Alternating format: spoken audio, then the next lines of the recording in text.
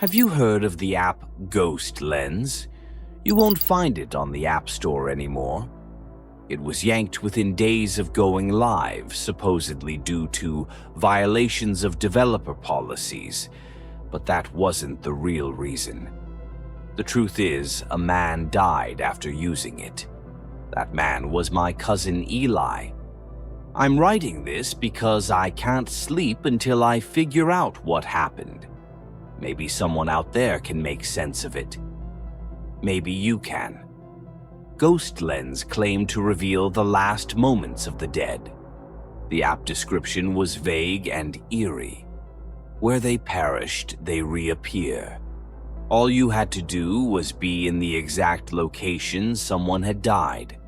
Hold your phone up, and they'd show up.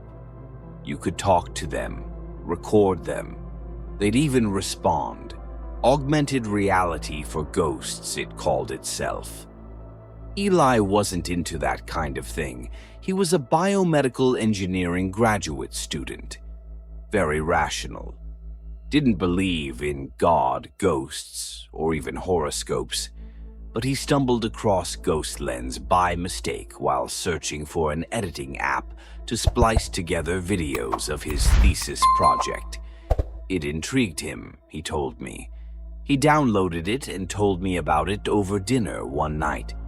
You know how Pokemon Go uses GPS to place the Pokemon in real-world spots, he said. This app does the same, but with dead people. That's dumb, I said. Fake as hell.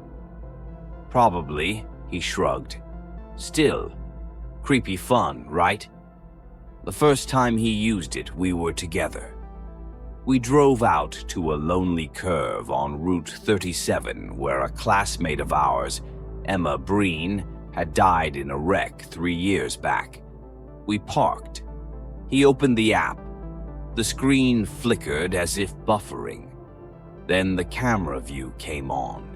It looked normal at first, just the road, the ditch, and the trees. Then something shifted. A girl in a hoodie and jeans was walking in place along the side of the road, eyes forward, oblivious to us. Holy crap, Eli said. You see that?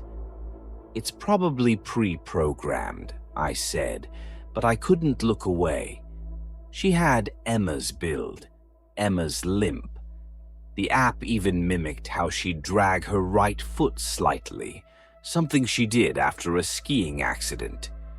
Then she disappeared. Just poof. Gone.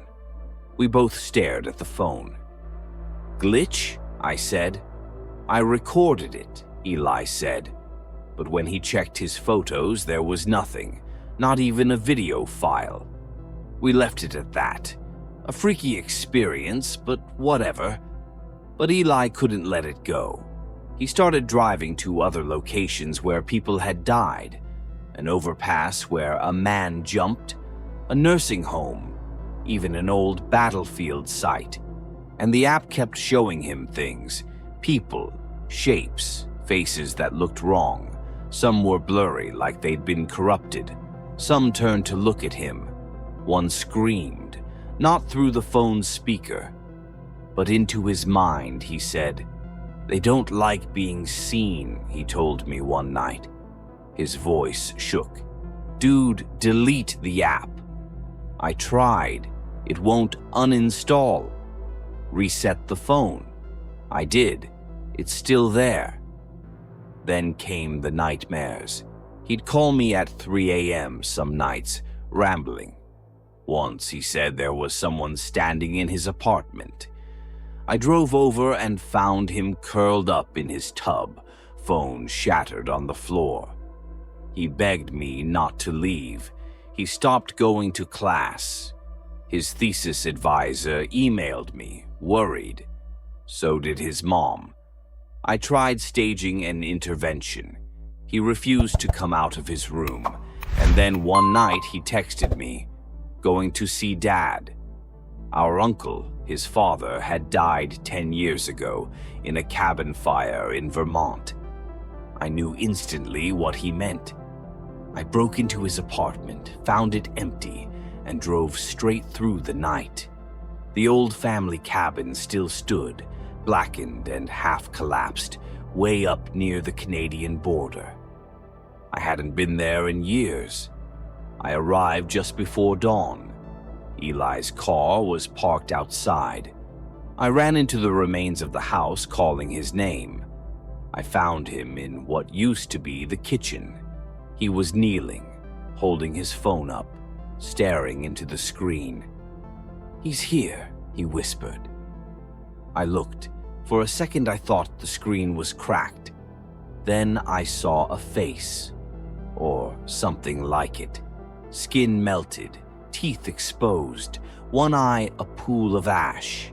"He said it was my fault," Eli said, eyes locked on the image.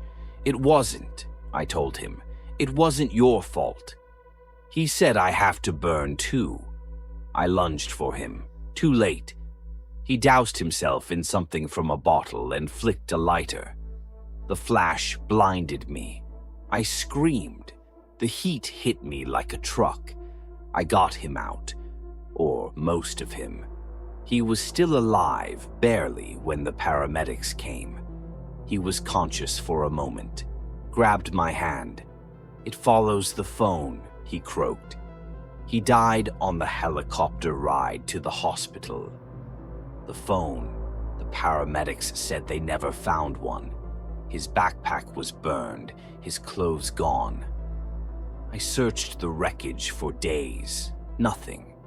I filed a police report, tried to reach Apple, the app developers, anyone. Got nowhere. GhostLens disappeared without a trace.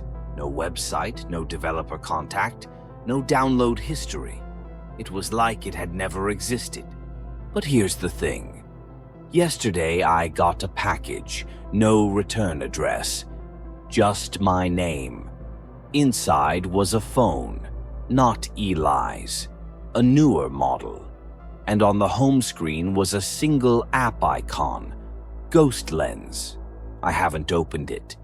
I haven't even touched the phone since. It's wrapped in foil, stuffed in a locked box in my closet.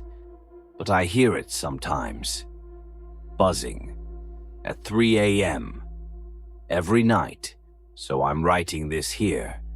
If you've seen GhostLens, if you've used it, if you've found anything, please tell me.